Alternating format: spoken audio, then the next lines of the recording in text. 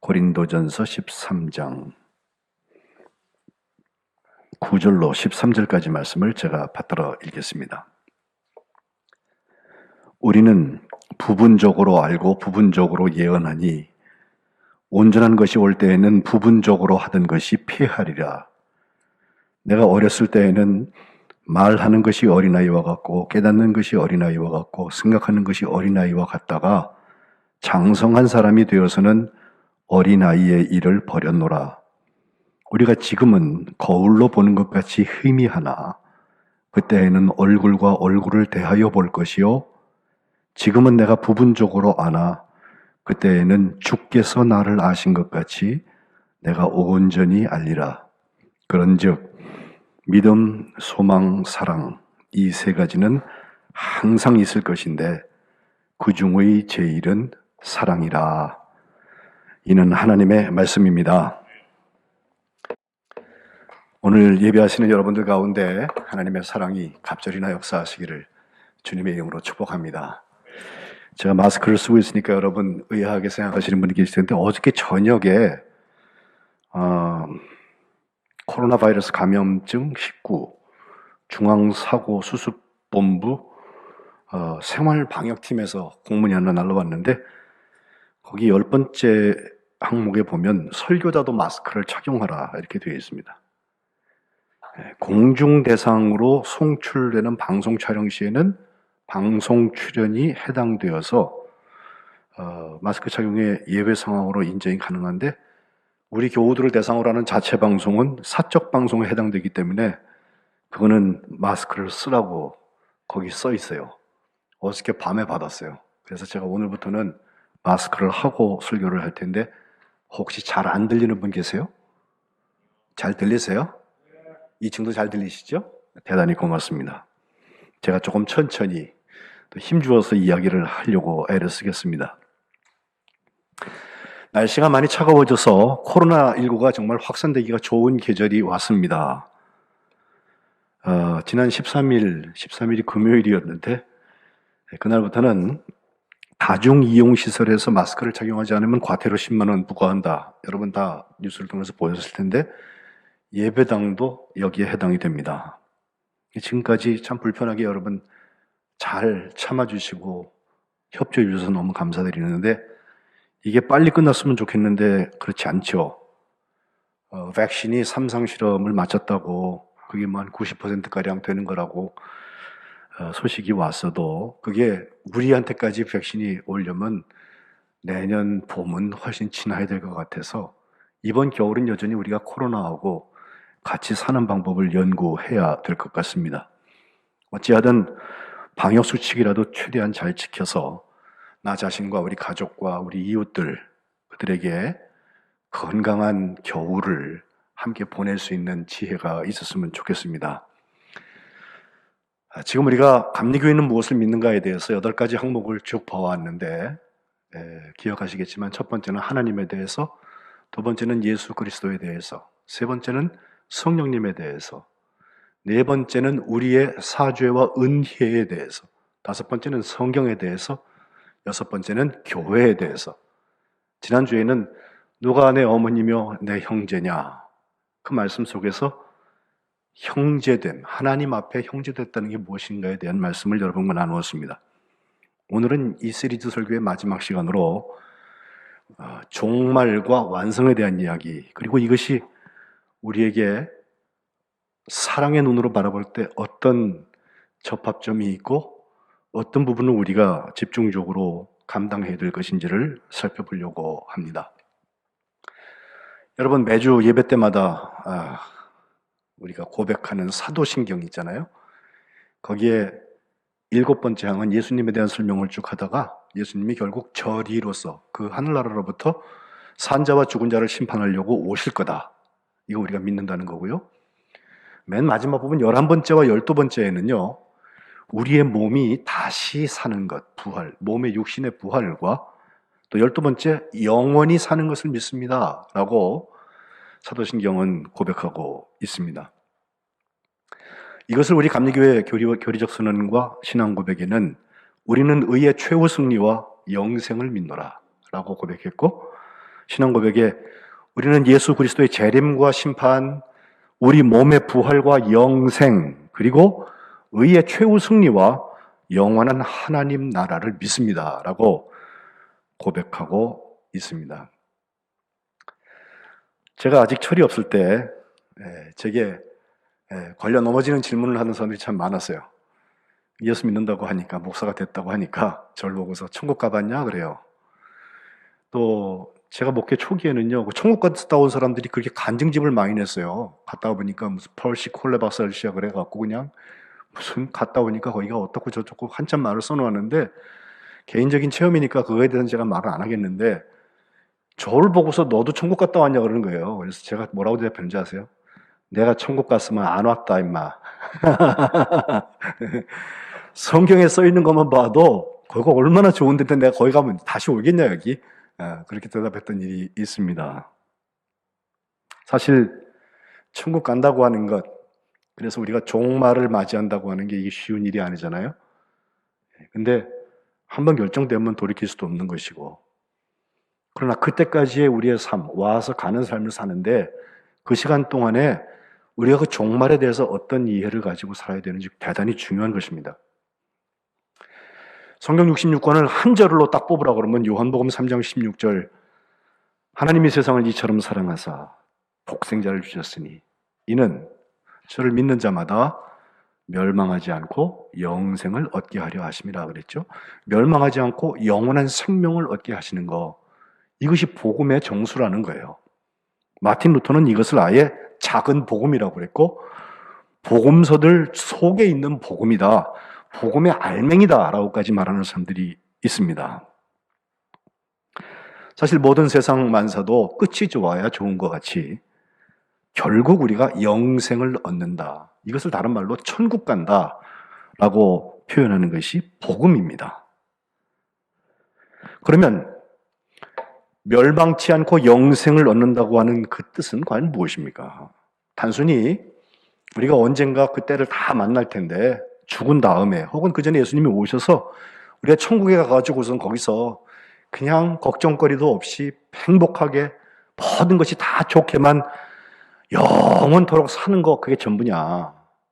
또 성경이 그걸 얘기해 주려고 우리에게 복음을 우리에게 주고 있나? 꼭 그렇지는 않습니다. 그것보다 더 생각해야 될 부분들이 있습니다. 이 종말이라고 하는 거, 에스카토스라고 헬라어로 말하는데 최후, 마지막이라는 뜻입니다.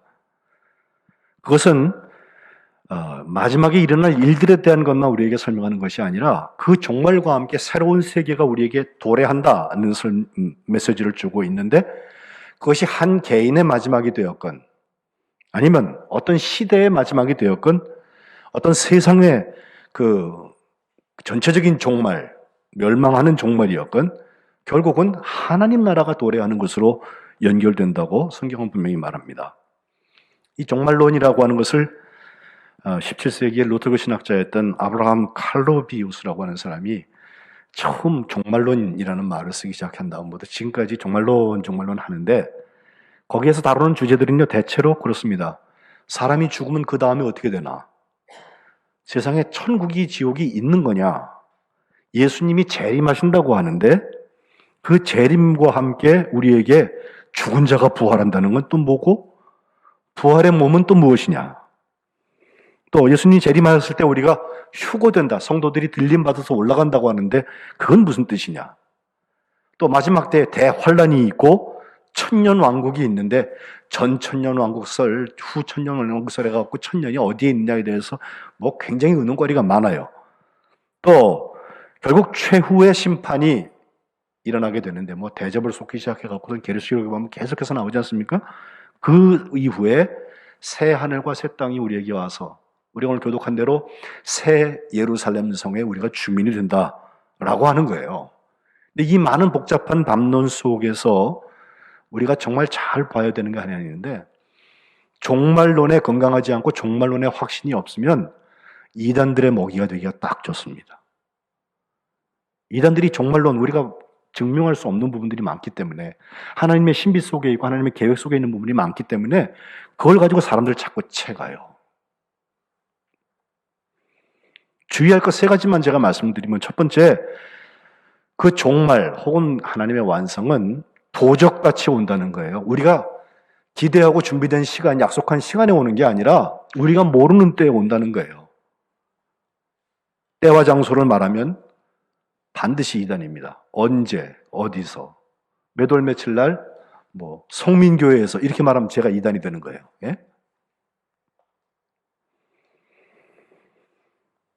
마가복음 13장 32절에 주님께서 그러나 그날과 그때는 아무도 모른다. 하늘에 있는 천사도 모르고 아들 예수님도 모르고 아버지만 아신다 라고 했고, 예수님이 승천하시기 전에 사도행전 1장 제자들이 주께서 이스라엘 나라를 회복하심이 지금입니까? 라고 물었을 때 주님께서 하신 말씀은 7절에 때와 시기는 아버지께서 자기의 권한에 두셨으니 너희 알 바 아니다.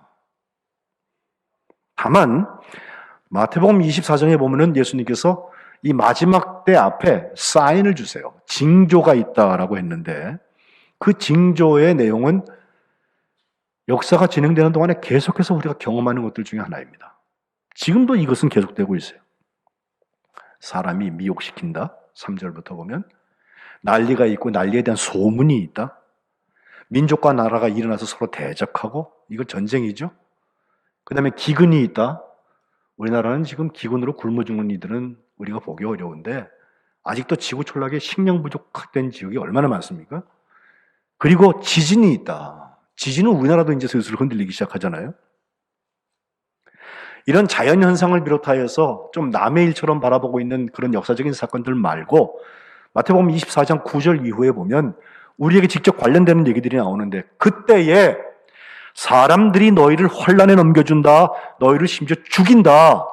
너희가 예수 이름 때문에, 내 이름 때문에 모든 민족에게 미움을 받으리라 그랬어요. 그리고 10절에 보면 그때 많은 사람이 실족하게 되어서 서로 잡아주고 서로 미워하고 거짓 선지자들은 많이 일어나서 많은 사람들을 미혹하게 하고 헷갈리게 하고요. 12절 가보면 불법이 성해서 많은 사람의 사랑이 식어진다고 그랬어요. 사랑이 병드는 거예요. 이게 마지막 때의 사인입니다. 두 번째로 우리가 기억해야 될 것은 그 재림하실 예수님께서 모든 사람을 결국 심판하시는데 양 아니면 염소 둘로 나누신다는 거예요. 그래서 심판은 구원받느냐 아니면 멸망하느냐, 이 갈림길을 결정하는 때인데, 그런 면에서 종말은 우리에게 완성으로 다가온다는 것입니다. 돌이킬 수 없는 결정적인 순간입니다. 마태복음 25장에 가면은 천국은 마치 하면서 설명하신 부분들이 몇 군데 있어서 비유가 되어져 있는데, 그 중에 31절부터 46절까지 보면 양과 염소를 구분하셔서 양들에게는 하나님께서 너희를 위해서 영원히 준비하신 그 복된 자리에 가라고 얘기하시고, 염소에 대해서는요 저주하셔서 정말 끝없이 불타는 지옥불, 글로 보내시는 장면을 봐요. 그런데 거기에 메시지는 그게 아니에요. 그 해당자가 되는 양들이 하는 말이, 양들한테 주님께서 칭찬을 막 하시거든요. 너희가 나를 많이 도와줬잖아. 날 돌보아줬잖아. 내가 배고플 때 먹여주고 병 들었을 때 신방하고 이런 얘기를 하니까 저희가 언제 주님한테 그랬습니까? 또 반대쪽에 염소도 마찬가지입니다. 염소에게 너희는 나를 도대체 돌보아주지 않았다라고 얘기했더니 염소들이 언제 우리가 주님을 돌보지 않았습니까? 라고 말하는데, 자기들의 주장이나 자기들의 기대와는 전혀 반대로 주님께서 아니다, 너희는 나를 돌보았고 너희는 날 돌보지 않았다라고 말씀하신다는 거예요. 결론이 있어요. 40절, 내가 진실로 너에게 말한다. 여기 내 형제 중에 지극히 작은 자 하나에게 한 것이 곧 내게 한 거다. 이게 양들에게 주신 축복이에요. 또 45절에 가면 내가 진실로 너에게 이른다. 이 지극히 작은 자 하나에게 하지 아니한 것이 곧 내게 하지 아니한 것이니라. 그리고 나서 46절에 그들은 영벌에, 그들은 의인은 영생에 들어가게 된다. 의인과 악인들, 양과 염소를 구분하시는 장면을 보게 됩니다. 이것이 주님의 재림과 함께 분명히 일어날 일입니다. 세 번째는 그러므로 오늘 우리가 해야 될 것은 감나무 밑에서 감 떨어지길 기다리는 것이 아니라 준비해야 합니다. 깨어서 기도하는 것입니다. 24시간 기도만 합니까? 그건 못하죠. 그러나 열 처녀의 비유, 마태복음 25장 1절로 13절에 나오는 말씀인데, 거기에 나오는 5 슬기로운 처녀처럼 등불과 함께 기름을 준비한 처녀들은 잠들었다가 신랑이 갑자기 나타났다는 소리가 들릴 때에도 불을 밝힐 수 있지만, 어리석은 처녀들처럼 기름을 준비하지 못한 사람들, 결국 그 사람들은 신랑을 맞이할 수 없고 문이 닫힌다는 거 아니에요. 그런즉 깨어있으라. 너희는 그 날과 그 때를 알지 못한다. 누가복음 21장 34절부터 너희는 스스로 조심하라. 그렇지 않으면 방탕함, 술 취함, 생활의 염려로 마음이 둔하여지고 뜻밖의 그 날이 덫과 같이 너희에게 임하리라. 동물 잡으려고 하는 덫처럼 갑자기 착 온단 말이에요. 이 날은 온 지구상에 거하는 모든 사람에게 임하리라. 이러므로 너희는 장차 올 이 모든 일을 능히 피하고 인자 앞에 서도록 항상 기도하고 깨어 있으라고 주님 말씀하시는 거예요. 교회에서 찬양도 있고요. 이 마라나타라는 말이 있어요.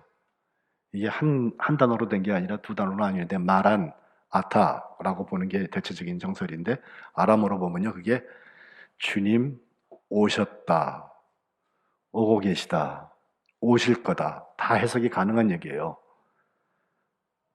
그래서 우리 성경에는요, 이것이 고린도서, 지금 고린도서 있잖아요. 거기 맨 끝에 고린도 후서 13장 13절에 보면, 제가 예배 맨 끝에 하는 축도, 우리 주 예수 그리스도의 은혜와 하나님의 사랑과 성령의 교통하심이 너희 무리와 함께 있을지어다. 이러고 끝나요.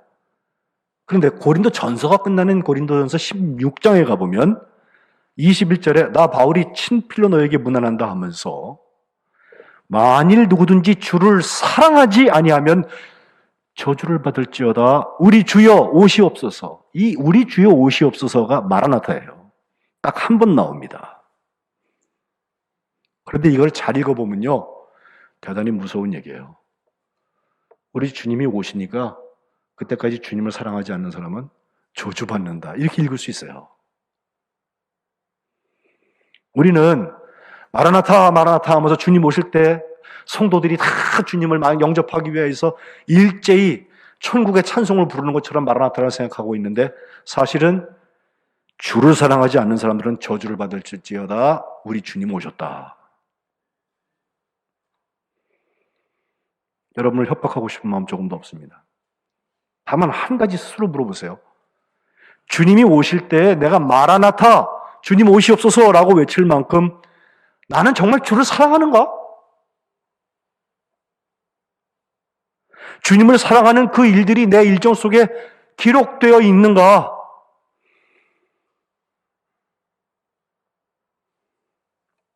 요한계시록 22장 맨 끝에도 이것들을 증언하신 이가 이르시되 내가 진실로 속히 오리라 하시거늘 아멘. 주 예수여 오시옵소서.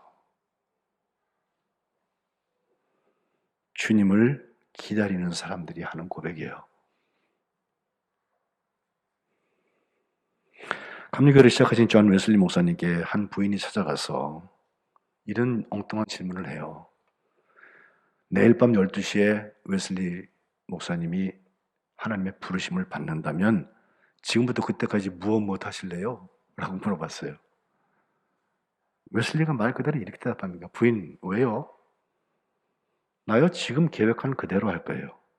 오늘 저녁은 글러체스터라는 곳에 가서 설교를 하고 내일 아침 다시 5시에 일어나서 말 타고 튠스베리라는 곳에 가서 오후에 또 설교하고 저녁에는 거기서 속회 모임하고 그 후에 마틴 목사님네 집에 가서 거기서 목사님과 교제하고 상담도 하고 언제나처럼 그 가족들과 기도하고 밤 한 10시쯤에 집에 돌아오겠죠. 그리고 하늘 아버지께 맡기고 누워서 잠들면 영광 중에 깨어나겠죠.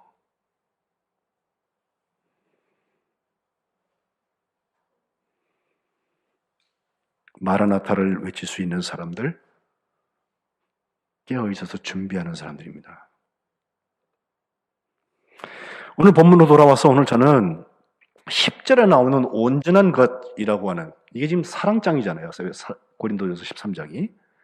그 중에서 온전한 것이 올 때에는 부분적으로 하던 것이 패한다고 했는데, 그 온전이라는 말, 텔레오스라고 하는데, 이것이 종말에 대한 이야기입니다. 텔레오스는 목적지에 다 도착한 것, 운동선수가 그 결승점을 통과하는 것을 말하고, 완성된 것, 완전한 것, 성취되는 것, 때가 쭉 자라나서 결국 가득 찬 것을 말합니다. 이것은 부분적인 것과 반대되는 것입니다. 이 온전한 것, 곧 완성이라고 하는 것은 사랑에 대한 설명 15가지가 쭉 나온 후에, 사랑은 언제까지나 떨어지지 않지만 예언도 패하고 방언도 그치고 지식도 패한다. 8절. 그리고 9절에 보면 우리가 부분적으로 알고 부분적으로 예언해 왔지만 이제 10절에 보면 온전한 것이 올 때에는 완성입니다. 부분적으로 하던 것은 패해진다고 그랬어요. 11절에 내가 어렸을 때에는 말하는 것이나 깨닫는 것이나 생각하는 것이 유치하고 미성숙한 어린이 같았지만 이제 장성한 사람이 되어서는, 이 장성한 사람은 아네르라고 하는데 오늘 우리 신랑 신부가 와 있잖아요. 결혼한 다음의 상태를 말합니다. 그 전까지는 애고 그 다음부터 이제 어른이라는 거예요. 장성한 사람이 되면 그 유치하고 미성숙한 것을 다 버린다. 12절에 지금은 우리가 거울로 보는 것처럼 희미하지만, 지금 무슨 거울이 희미합니까? 지금 우리가 보는 거울은 깨끗하고 다 그대로 보이잖아요. 근데 바울 시대에는요, 그게 청동을 닦아서 만든 거라서 겨우 모양은 보이는데 지금처럼 색깔이 똑같이 나오지도 않고, 거울이 그땐 그랬어요. 그래서 그건 그렇게 희미했지만 이제는, 그때에는 얼굴과 얼굴을 대하여 볼 것이고, 지금은 내가 부분적으로 알지만 그때에는 내가 온전히 아는데 마치 주님께서 나를 아시는 것처럼 내가 온전히 알게 될 거다 라고 사도 바울이 얘기하고 있습니다. 결국 사랑장 13장을 중심으로 12장과 14장은 은사에 대한 설명이 있고, 14장이 지나가면은 부활장으로 들어가요. 그 부활은 몸의 부활뿐만 아니라 이 완성과 종말에 대한 이야기를 담고 있습니다. 고린도전서 15장 10절에 우리가 잘 아는, 내가 낳은 것은 하나님의 은혜로 된 것이다. 내가 잘나서 여기까지 온 것 같지만 그렇지 않다. 하나님께서 은혜로 준비하신 것 때문에 여기까지 왔다라고 고백하면서 부활에 대한 설명을 쭉 하면서 51절부터 이렇게 말합니다. 보라, 내가 너에게 비밀을 말한다. 우리가 다 잠잘 것이 아니고 마지막 나팔의 순식간에 호련히 다 변화될 텐데, 나팔 소리가 나니까 죽은 자들이 썩지 아니할 것으로 다시 살아나고 우리도 변화될 것이다. 이 썩을 것이 반드시 썩지 아니할 것을 입겠고 이 죽을 것이 죽지 아니함을 입으리로다. 이 썩을 것이 썩지 아니함을 입고 이 죽을 것이 죽지 아니함을 입을 때에는 사망을 삼키고 이기리라고 기록된 말씀이 이루어질 것이다 하면서 유명한 선언합니다. 55절. 사망아, 너의 승리가 어디 있느냐? 사망아, 네가 쏘는 것이 어디 있느냐? 사망이 쏘는 것은 죄고 죄의 권능은 율법이라고 하면서 57절. 우리 주 예수 그리스도로 말미암아서 우리에게 승리를 주시는 하나님께 감사합니다. 그렇습니다. 이 부활의 현실을 가보아도 하나님의 사랑이 계속해서 흐르고 있어요.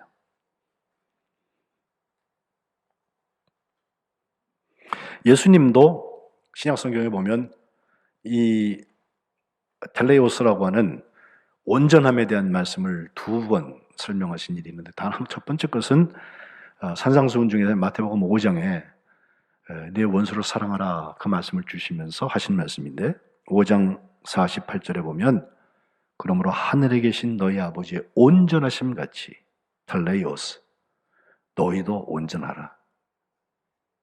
이 온전에 대한 하나님과 우리와의 이야기, 하나님이 거룩하신 것처럼 너희도 거룩해라 있잖아요. 근데 하나님이 온전하신 것처럼 너희도 온전하라고 할 때 이것은 사랑하는 자리에 있다는 거예요. 원수를 사랑하고 너를 핍박하는 자를 위해서 기도하라. 두 번째 장면은 한 청년을 향하여 주님께서 하신 말씀인데, 그 청년은 예수님을 찾아와갖고 내가 무슨 일을 해야지 영생을 얻겠습니까? 오늘 우리가 영생을 믿습니다 얘기하잖아요. 영원한 생명 얻으려면 어떤 일을 하면 좋겠습니까? 라고 물었더니 주님께서 너 생명에 들어가려면 계명 지켜라. 무슨 계명이요? 살인하지 말라, 간음하지 말라, 도둑질하지 말라, 거짓 증언하지 말라. 또 하나도 있어요. 내 부모를 공경하라. 내 이웃을 내 자신과 같이 사랑하라 라고 하신 그 말씀들을 지켜라. 10계명의 뒤에 6가지입니다. 그랬더니 이 청년이 이 모든 것을 제가 다 지켰습니다. 또 뭐가 부족합니까? 라고 물었는데, 이때 예수님께서 온전함에 대한 얘기하세요. 21절에 보면 내가 온전하고자 할진대, 내가 완성을 말한다면, 내가 종말 앞에 서 있다면 가서 내 소유를 팔아서 가난한 자들에게 주어라.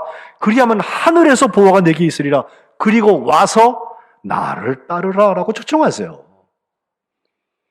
이때 아멘하고 갔으면 13번째 제자가 됐을 거예요. 그런데 그 청년은 재물이 많음으로 이 말씀을 들은 다음에 근심하면서 나갔다. 예수님이 뒷모습을 보고 계신 것을 볼 수가 있습니다. 온전에 대한 이야기, 종말에 대한 얘기에서 이 얘기가 나온다는 거, 그리고 무엇을 사랑하느냐를 묻고 계시다고 하는 거 기억해야 할 것입니다. 오늘 예배 시작에 제가 요한일서 4장 16절 말씀에서 시작되는 말씀을 읽었어요. 16절은 1년 내내 어디다 걸어놨으니까 보이시죠? 하나님은 사랑이시라, 그죠? 예. 근데 그게 고기 잘라놓은 거고요. 그 뒤에 보면 사랑 안에 거하는 자는 하나님 안에 거하고 하나님도 그의 안에 거하신다라는 말씀이 있고, 이 말씀보다 몇 절 앞에 12절에 가보면 어느 때나 하나님을 본 사람이 없지만 만일 우리가 서로 사랑하면 하나님이 우리 안에 거하시고 하나님의 사랑이 우리 안에 온전히 이루어지느니라. 이 온전함이 바로 그 개념이에요.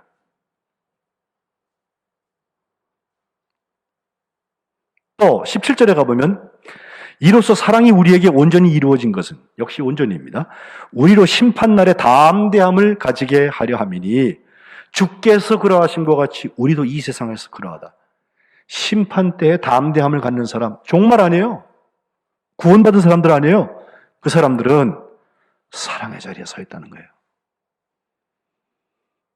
그리고 18절에 사랑 안에는 두려움이 없고 온전한 사랑, 해 텔레이아 아가페, 이것이 두려움을 내쫓나니 두려움에는 형벌이 있습니다. 두려워하는 자는 사랑 안에서 온전히 이루지 못하였다 그랬어요. 긍정문을 읽으면요, 사랑 안에 있는 사람이 두려워할 필요가 없어요.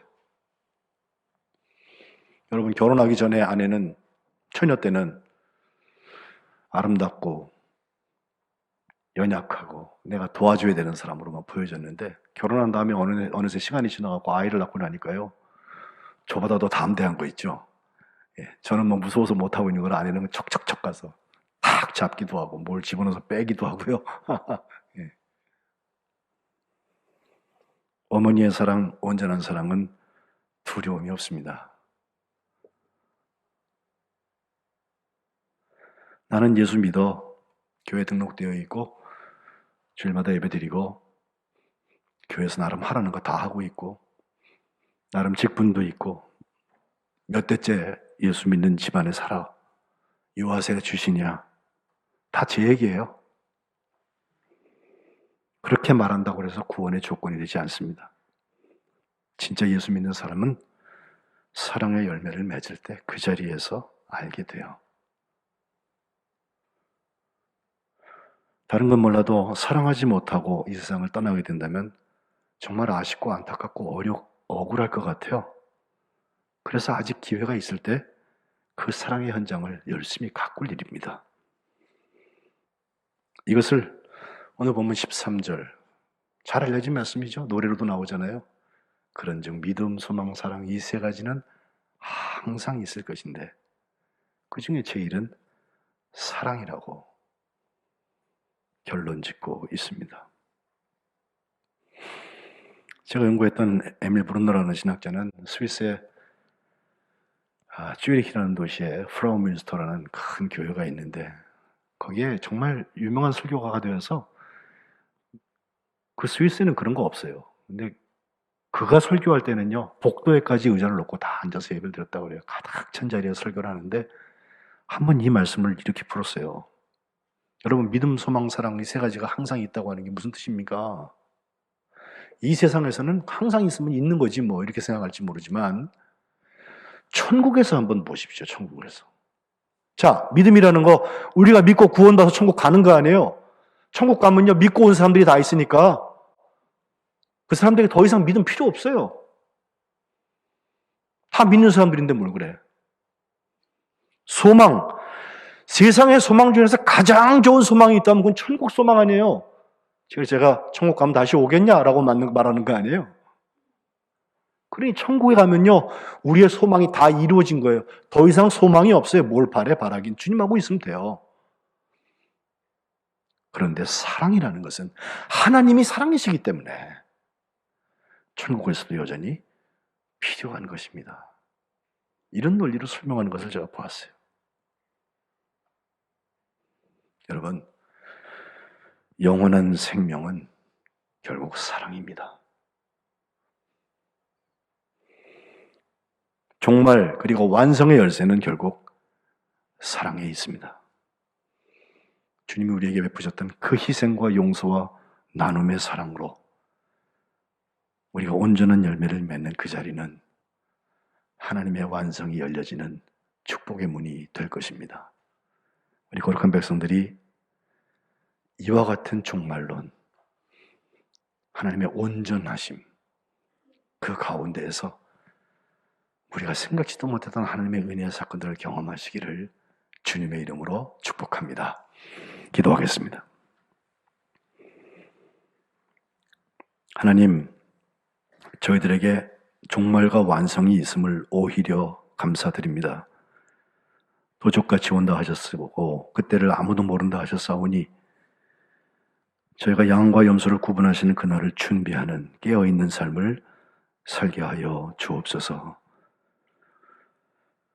주님의 온전한 사랑 가운데 저희들의 매일 매순간이 있어지기를 소원합니다. 받는 사랑일 뿐 아니라 다시 우리를 통하여서 나누어지는 축복의 젖줄과 통로들이 되게 하여 주옵소서. 예수님의 이름으로 기도합니다. 아멘.